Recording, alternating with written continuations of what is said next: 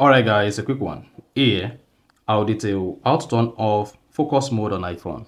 So if focus mode is turned on your iPhone, maybe like the sleep mode, maybe do not disturb, maybe personalized focus mode or all others, and I want to turn it off, then here's a video for you. So for the end of this, if you found this offer informative, please don't forget to like and then subscribe. Now to turn off focus mode on iPhone, all you need to do is just swipe that the control center to have access to your iPhone focus mode. Then first, you should see that the focus mode is enabled just beside your battery percentage here. Now to turn off the focus mode, what you need to do is locate focus and click on it. Then you should see all your focus mode here.